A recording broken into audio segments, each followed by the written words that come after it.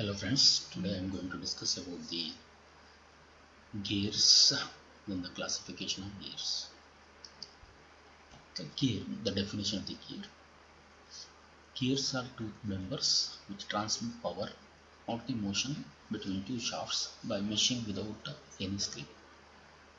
Therefore, it is also called as the positive drives, where there is no loss between the transmission during the transmission. So it uses the for the transmission of the power as well as the motion.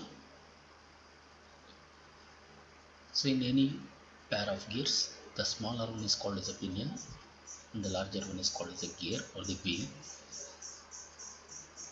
Material of the which is the driving of the driven member. There should be two gears, one is the driving member and the other one is the driven member. When pinion is the driver, it results in the step down drive, that is the smaller one will drives the larger one, so it will reduce the speed, whereas it increases the torque. Whereas if the gear is a driver, then it will be the step up drive, that is speed increases uh, the pinion and the torque decreases. And in the external gears, both the driving and driven gears rotates in the opposite direction. If the pinion of the driving gear rotates in the clockwise direction, the driven member will rotate in the anti-clockwise direction. Then the classification of the gears. Gears are classified so based on the four criteria. So one is based on the uh, relative position of the axis of the shaft on which the gears are mounted. The gears will be classified into the parallel axis, then the intersecting axis, and non-intersecting or neither non-parallel axis. That is between the transmission, that is the two gears. Based on the parallel axis, the classification of the gears. So based on the axis of the shaft, the gears are mounted in the parallel axis. That is spur gear, helical gear, double helical or helical gears, and the rack and pinion are the transmission between the two gears, which are the axis of the gears are the parallel. Whereas the intersecting axis is the bevel gears. Non-intersecting, non-parallel axis are the cross helical, worm, and the hypod gears. We'll discuss. So the second type of classification is according to the type of the gearing, that is external gears, then the internal gears. The external gears gears mesh externally with each other and they rotate in opposite direction, whereas the internal gears mesh internally, so both the gears will rotate in the same direction. Then according to the velocity of the gears, it may be classified in low velocity, medium velocity, and the high velocity gears. According to the position of the teeth on the gear surface, it is a straight, inclined, and the curved surfaces. The straight, it is a rack, the inclined, and the curved surface. The first type of classification we'll discuss one by one. The different types one by one. That is spur gears. The spur gears are the teeth parallel to the axis of the hand are used for transmitting power between the two parallel shafts. To transmit the power between two parallel shafts, the spur gears are used. They are simple in construction, easy to manufacture, and the cost of the spur gears are less. They have highest efficiency and the excellent precision rating. The transmission is so good, very good. Then they are used in the high speed and the high load applications in all types of the gear trains, and a wide range of velocity ratio can be used. So therefore, they find the wide applications from the clocks to the railways to the aircrafts. Okay, so these spur gears are used. So these are the two shafts. Okay, so these spur gears are used to transmit the power between the parallel shafts. Then the helical gears, it is similar to the spur gears.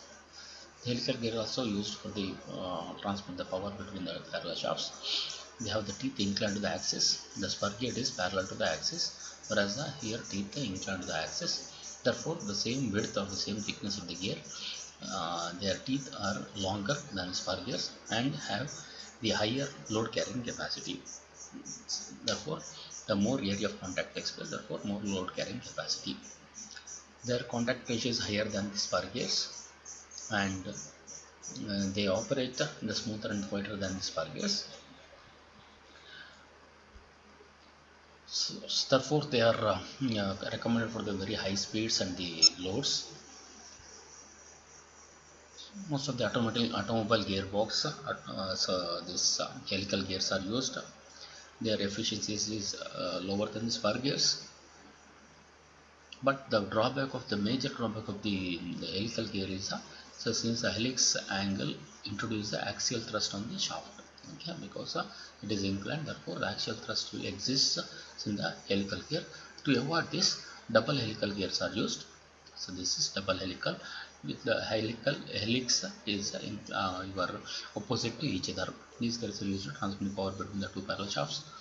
They have opposing helical teeth with or without gap. Then two helical thrust oppose each other, so it will nullify this. Is the shafts free from the axial thrust. So their applications is limited to the high capacity reduction drives, so like that of the cement mills and the crushers. So more thrust is required, so therefore more force is required. In such cases it is used. Then the internal gears. Okay. Internal gears are used for the transmitting power between the two parallel shafts. So these gears have the annular wheels are having teeth on the inner periphery. That is, this is the annular wheel, inner periphery. This makes the delivery very compact. So drive very compact. Machine pin and the annular gear are running in the same direction. Same both are rotating in the same direction. So they are used in the high speed, high load, okay, applications with high reduction ratio. So these used in the your planetary gear drives of the automobile, the transmission. Then the rack and pinion. This rack and pinion is uh, used for the converting the rotary motion into the reciprocating motion or vice versa. That is, this is the best application of the rack and pinion. This application is the rack and pinion in the lathe, the carriage movement. That is here the rack, and so the pinion is located in the carriage. When you rotate the handle, then it will move. Uh, the carriage will move over this lathe bed.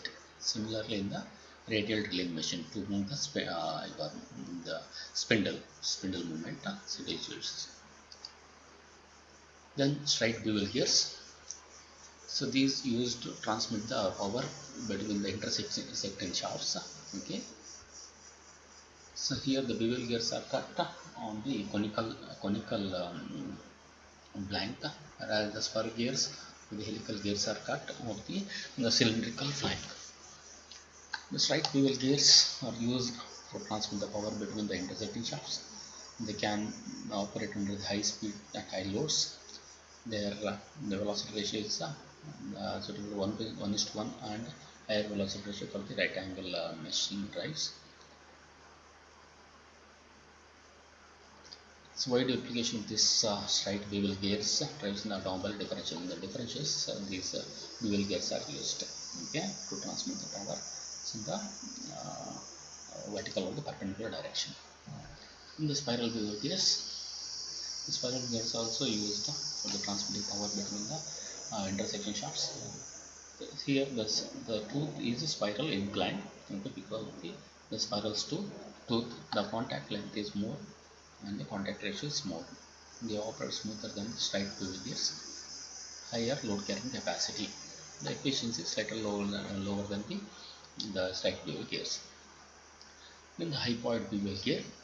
These gears also used for the right angle drives.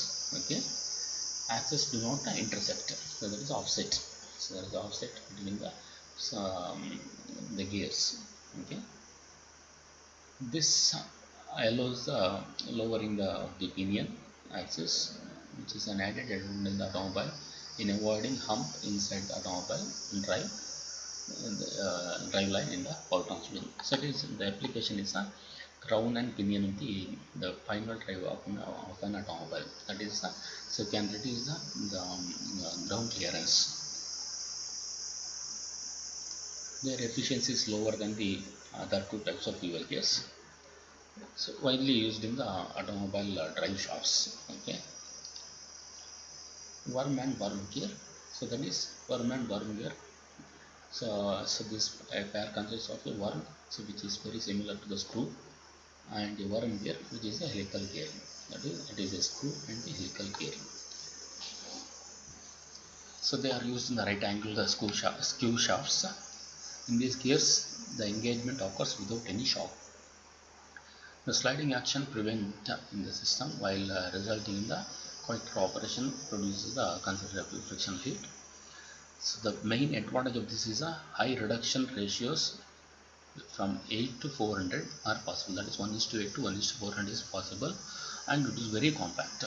Okay, these drives are very compact. Then the spiral gears. Spiral gear also known as a crossed helical gears. Okay, inclined. That is, they have the high helix angle and transmit power between the two non-intersecting, non-parallel shafts. And the spiral gears. Okay. Their precision rating is also good. Okay. They are using a light load, but so it cannot be applied for these spiral gears cannot be applied for the high load transmission of the high speed and high loads. These are different types of the gears. Okay, the classification of the gears.